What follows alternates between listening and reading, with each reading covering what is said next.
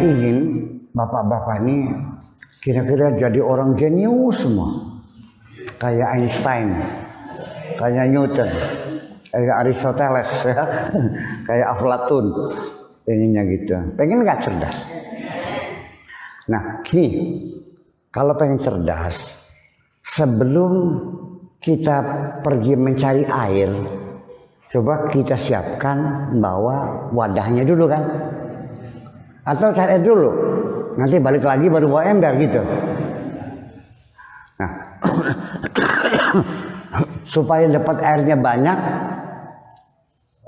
wadahnya bawa apa? Ember, drum, cangkir, centong, sendok.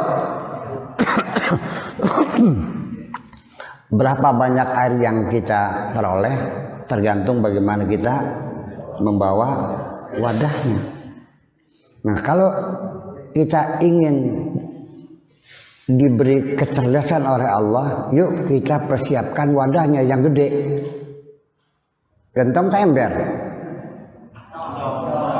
Besar mana gentong dengan drum? Yang besar lagi apa? Tangki. Oke, kita siapkan tangki di otak kita ini. Nanti kira-kira begitu turun kecerdasan kita sudah siap. Ini satu, pengen pinter ya? Iya. Pertama, jangan berikan kesempatan kesalahan-kesalahan masa lalumu membuat kamu terpuruk, putus asa, kehilangan kepercayaan karena gagal, dikejar-kejar rasa takut. Nggak usah. Jangan berikan kesempatan kesalahan masa lalu itu akan mematahkan semangat kamu. Jadi malah sebaliknya, kesalahan masa lalu itu adalah merupakan kekayaan bagi kita untuk tidak melakukan kesalahan yang kedua kali.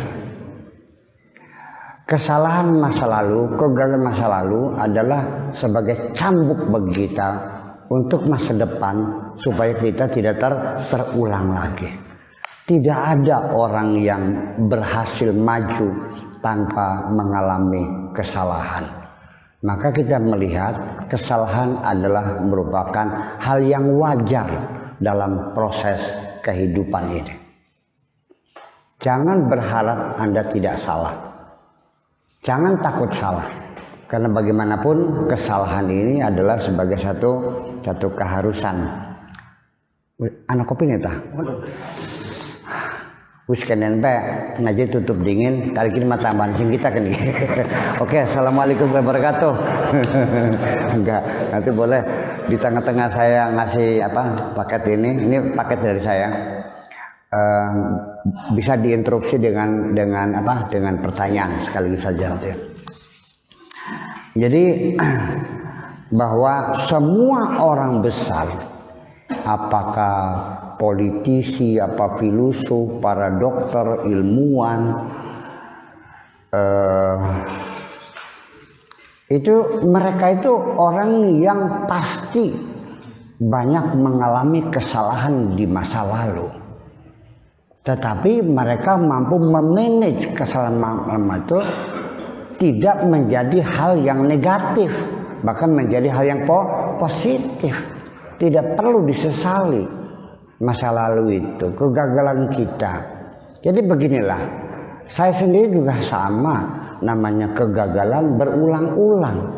Tetapi bagi saya kegagalan itu, kerugian dalam usaha itu, terbentur segala macam hal, sesungguhnya kita harus melihat itu adalah pelajaran dari Allah untuk supaya kita berhati-hati.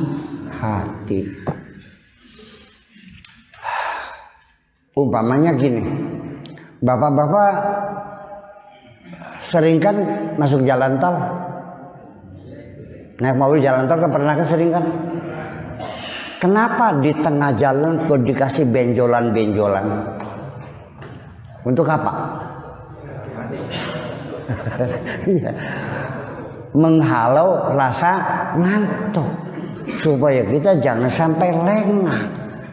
Jadi kegagalan pun itu sama seperti benjolan-benjolan yang ada di jalan tol, membuat kita selalu sadar.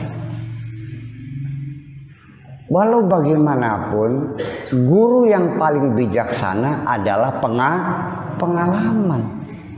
Pengalaman itu tidak diperoleh di sekolah, tidak diperoleh di pengajian, di kuliah, tapi diperoleh dalam kehidupan kita sehari-hari dengan segala pahit getirnya itu. Nah makanya saya pernah ngaji kemarin tuh bahwa Nabi Muhammad itu sebetulnya dalam perang masih banyak kalahnya daripada menangnya. Menang sekali ke perang Badar aja, yang lainnya kan kalah perangnya ya. Tapi kenapa semuanya menjadi menang? Ya karena Kanjeng Nabi itu perang tuh mau menang mau kalah masa bodoh, tapi akhirnya yang menang Kanjeng Nabi juga. Jadi menang, ya bisa di manage sehingga menjadi alat untuk pressure. Ketika kalah bisa di manage, akhirnya bisa menarik simpatik. Jadi menang semua kan? Hebat kan? Iya, itu persoalannya. Nah kita juga dalam ini, makanya kalau kita pengen cerdas, kita jangan patah semangat, kecewa, putus asa, ya, karena kita pernah melakukan kesalahan di masa yang lalu. Apakah itu kegagalan dalam rumah tangga, perceraian, atau juga di PHK dari pekerjaan, atau juga sampai ditangkap KPK barangkali kan gitu. Contohnya itu. Jadi ya semua kita hadapi. Kita nggak usah takut untuk menerima semua akibat. Dan kita jangan pernah sekali-kali hidup ini mengklaim aku sebagai korban. Jangan. Aku bertanggung jawab. Ini adalah akibat keputusanku. Apapun yang terjadi, ini adalah akibat keputusanku yang salah. Ke depan saya tidak akan lagi mengambil keputusan yang serupa. Tapi kalau kita merasa sebagai korban, itu nanti tidak menyelesaikan, akan tetap menakutkan dalam pikiran kita. Itu satu. Yang kedua, kita jangan pernah fokus memikirkan hal-hal yang negatif saja. Buang itu semuanya. Kita nggak usah mikirin yang negatif lah. Apapun pasti ada negatif, ada positif. Kita jangan terlalu fokus pada yang negatif, tapi juga sebaliknya jangan fokus kepada yang positif. Jadi berimbang positif dan negatif. Dalam segala hal kita melihat orang, jangan kita selalu yang dikorek ini kesalahannya saja, kekurangannya saja, kelebihannya kita tidak pernah memperhatikan. Atau juga sudah karena kadung cinta, ya udah nanggung demensia akhirnya kan, ya sampai ketangguhan nguyu bareng ngadeg udah apa aja, dikaton kan, wis tanggung demensia soalnya, ya. Ternyata sholat tidak, puasa tidak, kencing sambil berdiri karena sudah kadung cinta, jadi yang dia ternyata positif yang kecantikannya aja akhirnya. Ya kan gitu. Dalam segala hal, kita dalam bergaul juga. Jadi semuanya berimbang, jangan fokus pada yang negatif saja. Nanti menyebabkan kita tidak bisa mengambil keputusan apapun. Dan kita akan membatalkan semua program kita. Sebabnya kita tidak mau melangkah dalam hal apa saja, karena kita fokus melihat yang negatif-negatif saja. Nah kalau dia nipu gimana? Kalau utang bayar gimana? Wah yang nggak kerja begini mah. Iya. Kalau kita sudah tahu bahwa orang itu suka bohong, suka menggosap ya. Menggosap tuh minjam uang tanpa izin. Artinya uangnya harusnya disetorkan, dipakai dulu kan gitu buat modal. Ya memang dikembalikan sih karena namanya gosap, dosa juga kan. Iya. Kalau di pesantren kan gosap tuh pinjam sendal, kecil tuh sendal mah. Pinjam duit ini. Duitnya nggak sembarangan, 80 triliun. Pinjam 3 bulan, berapa tuh untungnya tuh? Iya kan? Nah itu, kalau sudah tahu begitu orang kadang-kadang pernah sekali ngasih BG ya, ternyata begitu di clearing, Pak nggak ada dananya, sampai 2 tahun baru bisa dilunasin. Nah lain kali kita gitu aja kok, jangan memutuskan hubungan karena dia juga pengusaha juga dan perusahaannya besar. Ya, toko pakaiannya di sananya besar, omset juga besar. Nah, itu kan peluang rezeki kita. Yang positif ya oke, yang negatif. Yang positifnya dia asetnya banyak. Dia kan gitu, dia tuh ke masyarakat. Ya udah, cuman ke depan kalau dia ambil barang lagi, artinya harus kontan, cash and carry. Gitu. Kalau kasih BG lagi, dicek banknya, ada nggak dananya. Kalau enggak, sorry, gitu. Kan gitu. Jadi artinya kita belajar kehidupan itu dari pengalaman kita. Jangan fokus pada jangan karena orang itu sedikit salah lalu kita hukumi sekejam-kejamnya. Ya jujur aja lah. Setiap orang ada baik ada buruknya. Istri kita juga sama, apalagi orang dekat. Kalau kamu melihat istrimu yang negatif saja, pertanda kiamat. Percaya enggak? Suami juga sama, kalau istrinya melihat suaminya negatif aja, itu pertanda kiamat. Hidupnya nggak pernah nyaman kok. Jadi berimbang bahwa orang itu pasti ada positifnya, ada negatifnya. Ini cara berpikir semacam ini nanti membuat kita menjadi cerdas. Sebagaimanapun juga orang belajar, berjuang, berusaha apa di dunia perlu kecerdasan enggak? Kecerdasan bukan matematika, bukan. Kecerdasan dalam kehidupan itu artinya kita sukses dalam membangun bisnis, membangun usaha, ya, mencapai tujuan perjuangan besar, itu kecerdasan dong. Nabi Muhammad kan nggak pernah sekolah seperti ini. Itu kecerdasan dari Allah kan gitu. Seperti gini. Coba Muawiyah jahat nggak tuh kepada Nabi Muhammad? Yang pamannya itu disobek oleh istrinya Muawiyah itu, oleh Hindun itu, dimakan, darahnya dihisap sampai segitu. Kejamnya kayak apa? Berulang-ulang mau membunuh Kanjeng Nabi. Sampai orang Islam terusir semuanya ke Madinah. Betul nggak? Ya kenapa ketika maka ditaklukkan nggak dibunuh? Kenapa nggak dipotong lehernya? Cerdas nggak dia? Iya, itu negatifnya. Tapi ingat, itu kan Abu Sufyan kan pemimpin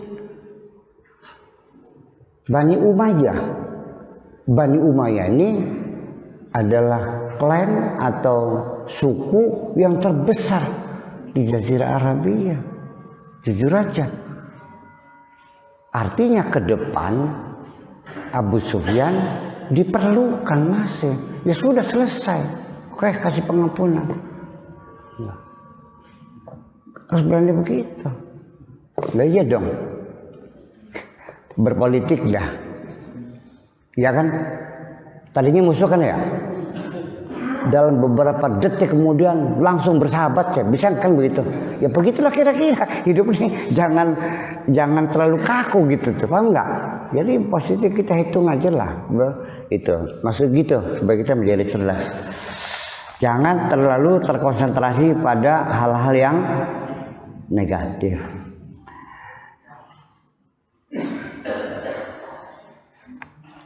Dan kemudian yang ketiga, Jangan melarikan diri dari persoalan yang sedang kamu hadapi. Jangan mungkes, maksudnya jangan melarikan diri dari problema yang sedang Anda hadapi. Contoh ini sehari-hari saya sampaikan kepada suami istri yang datang menghadap saya minta pendapat bagaimana Pak Kiai, karena kita sudah sekian tahun rumah tangga tidak ada kecocokan, kita selalu bertengkar, minta restu izin untuk bercerai. Saya bilang saya tidak mungkin merestu dan mengizinkan perceraian, karena perceraian adalah bukan penyelesaian. Perceraian adalah membuat persoalan baru. Ya. Jadi kalau kamu bercerai adalah sama dengan melarikan diri dari persoalan yang kamu hadapi. Gimana? Ya diselesaikan dong. Yuk kita komunikasikan. Kenapa tidak cocok? Iya. Alasannya yang suaminya belanja diatur sehari 20.000 cukup, nggak cukup ya pusing saya. Sampai kurang minyak aja harus minta dulu, tukaran dingin untuk ulang abega. Lah iya. Nah ketika saya suaminya saya konfrontir, kenapa kamu sehari berapa? 100.000, 50.000, ya udah langsung saja sehari 100.000 dikalikan 30, kasihkan 3 juta kepada istrimu, kamu tinggal beres, tinggal makan enak, selesai kan? Nggak susah. Apa katanya? Dulu tuh saya seperti itu Pak Kiai. Kenapa sekarang saya pegang uang itu? Ini keranjang bodol. Ini kan persoalan. Ini sehari-hari begini. Ini kita belajar kehidupan real ya. Kita jangan ngayal yang jauh-jauh, yang real aja ini kehidupan kita. Ya nggak usah ngayal surga besok lah. Yuk sekarang kita bikin surga di sini. Di hati kita kita bikin surga. Rabbana atina fid dunya, ning dunya karo hasanah, wa fil akhirati ning akhirat karo. Iya, kira-kira di dunia dapat surga, di akhirat dapat surga. Jangan surga besok aja, sekarang dong. Semua persoalan diselesaikan, jangan melarikan diri. Jadi diselesaikan. Nah itu yang jadi persoalan. Ya, terus apa lagi? Istrinya, suaminya juga. Pak Kiai ini sakit, tiap hari dicurigai. Kenapa? Saya tuh, ya Allah, sampai baret di leher aja bertengkar. Ayo, siapa yang nyium kamu? Ya Allah, gimana lagi? Padahal mah karena tidak paham. Pak, istrimu yang cemburu itu bukan mencurigaimu. Itu istri yang sangat mencintaimu, oleh karena itu dia takut kehilangan. Paham enggak? Konon ya goblok. Jadi artinya itu masalahnya pemahaman yang salah, misunderstanding, miscommunication. Ternyata setelah kita bicarakan 2-3 hari selesai kok. Iya kan? Jangan masa ngercengir aja, pegatan bele-bele. Ya kan seperti itu. Jadi maksud saya jangan melarikan diri dari persoalan. Selesaikan. Ya kalau nggak ada pengecut namanya. Iya dong. Iya diselesaikan. Yang benar diselesaikan. Semua persoalan menuntut penyelesaian. Kalau ditinggal pergi itu namanya tidak diselesaikan, diterbengkalai, jadinya terbengkalai namanya, tidak terselesaikan. Dan itu menjadi tanggung jawab yang berkepanjangan. Ya, kalau urusannya dengan bank sampai 30 itu masih ditagih loh, betul nggak? Masih ditagih, malah membengkak lagi.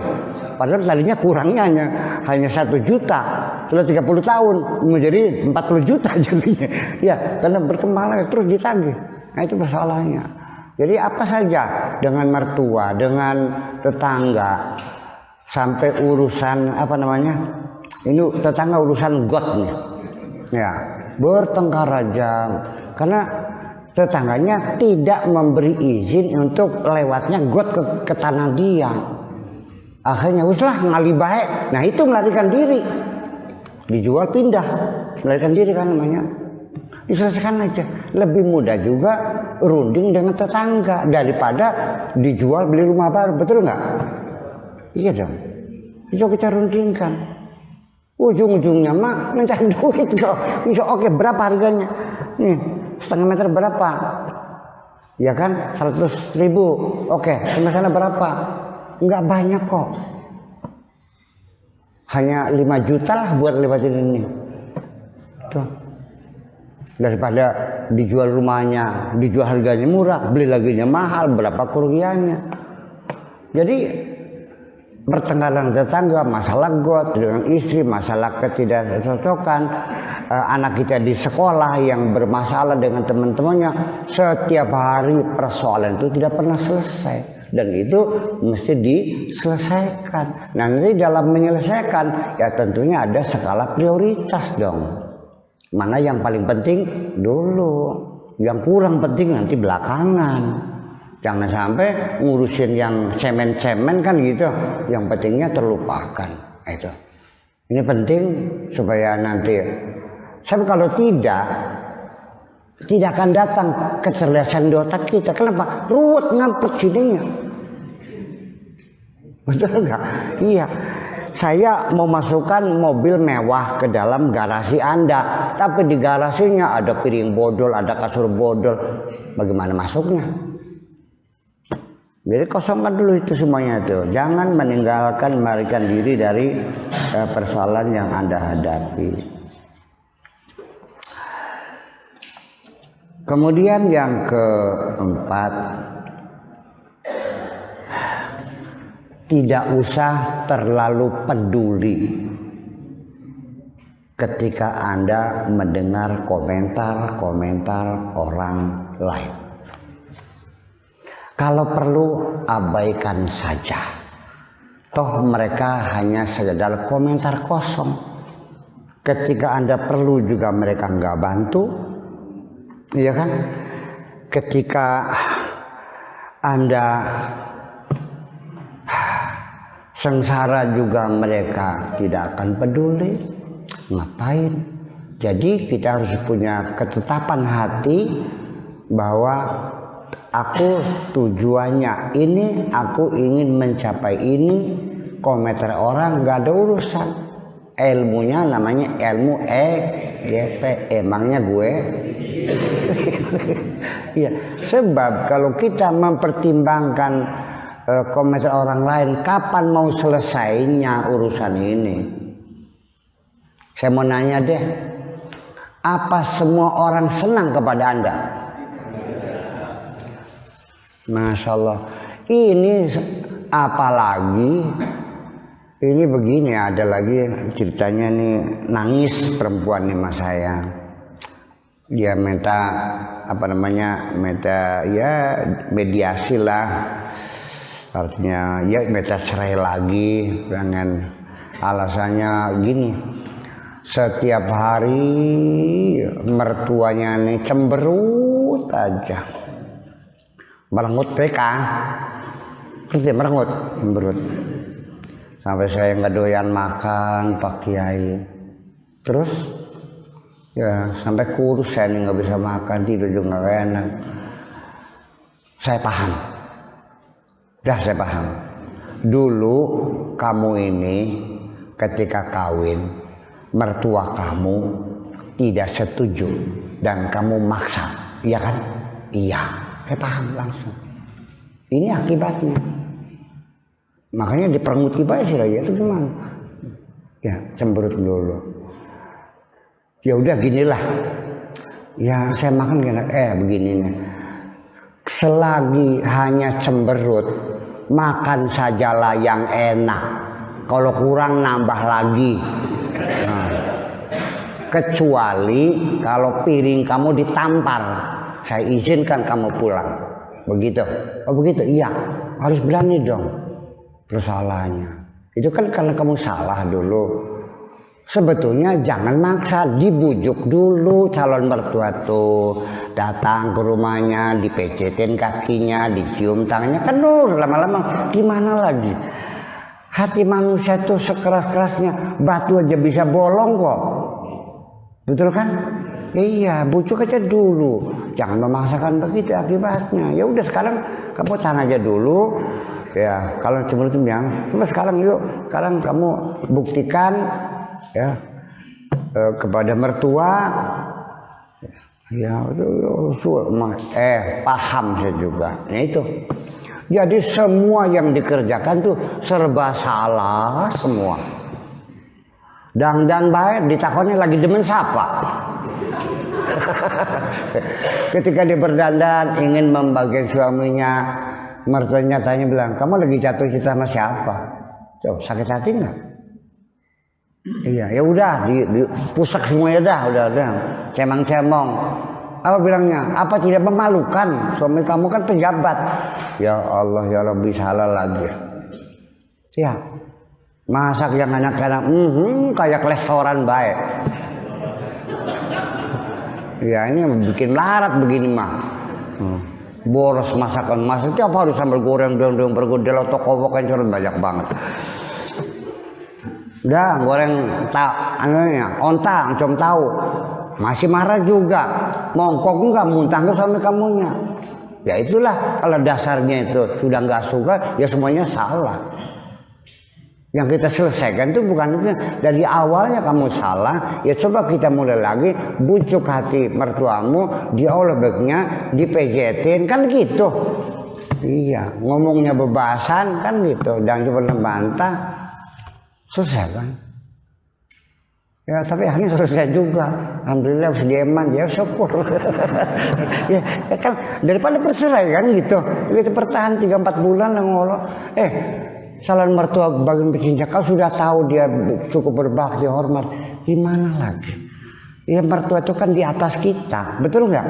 Ya kita memposisikan di bawah dia. Yang penting bagaimana mertua merasa dihormati, merasa dimuliakan, kan begitu. Ya pura-pura kadang ngalem gitulah, kira-kira gitu. Iya, panggilnya Mimi segala macam kan gitu. Mi haji kan barangkali haji bilang kan gitu. Iya, ya bermanja-manja kan begitu pura gitu. Ya pergian kemana pulang-pulang bawa oleh-oleh, saten tali matusuk, geblok, blengep, terserah. Ya itu. Ya ini, yuk kita selesaikan kelipan itu. Ya, jadi omongan orang mah, mertua, tetangga, semuanya itu masuk kuping kanan, keluar kuping kiri. Kalau perlu yang masuk kuping kanan, keluar kuping kanan, masuk kuping kiri, keluar kuping, ya tidak ada yang masuk sama sekali maksudnya kan gitu. Iya. Tetapi dasarnya bukan karena kita menyepelekan orang, berdasarkan karena kita punya ketetapan hati, punya keinginan yang sudah jelas, yang tidak bisa digeser sedikit pun. Aku maunya ini. Ya, kalau nurutin orang mah nggak ada selesai-selesainya. Coba, kalau saya bagi duit di Indramayu per kepala 1 juta, kayak seneng semua nggak? Enggak. Pasti nyalon bupati. Ya kan? Ya iya. Ya itulah, apapun yang kita lakukan selalu ada orang. Di YouTube juga sama, enggak like semua, ada yang dislike itu ada. Nah, saya untuk menghibur hati saya perbandingkan YouTube saya, ada 2-3 yang dislike ini, padahal saya jelek-jelekin orang enggak, menyalah-nyalakan ormas lain juga enggak. Saya bicara lulus-lulus saja, ya kan? Bicara tentang diri kita sendiri. Penasaran? Saya lihat YouTube-nya orang lain. Ternyata yang like-nya 800, yang dislike-nya 400. Berarti kan, kalau gitu saya untung yang like-nya 800, yang dislike-nya 2. Berarti kan untung saya, berarti kan banyak senang. Itu saja berarti saya sudah berhasil. Jangan kecil hati. Pasti dimanapun akan ada orang yang suka dan ada yang tidak suka. Sebetulnya di dunia ini peta sosial dibuka dalam Al-Quran itu pada lembaran awal. bahwa kita masuk dalam komunitas manapun ada 4 kategori. 1, orang yang mendukung, ya kan? Orang yang percaya. Ada yang tidak percaya, ada yang tidak mau percaya, ada yang pura-pura percaya. Ada 3. Yang percaya kita bina supaya menjadi pendukung kita. Yang tidak percaya kita komunikasikan supaya dia percaya. Kita buktikan argumentasi. Yang pura-pura percaya harus diwaspadai. Yang tidak mau percaya jangan dihitung. Gitu aja. Siapa yang pura-pura percaya itu? Yang munafik. Orang yang munafik itu dicurigai. Orang yang tidak percaya jangan dihitung, percuma, hanya buang-buang waktu aja. Karena mereka tergolong wasawaun alaihim a'anzartahum am lam tunzirhum la yu'minun. Dibuktikan, tidak dibuktikan, tetap tidak percaya karena dasarnya tidak pengen percaya. Itu aja.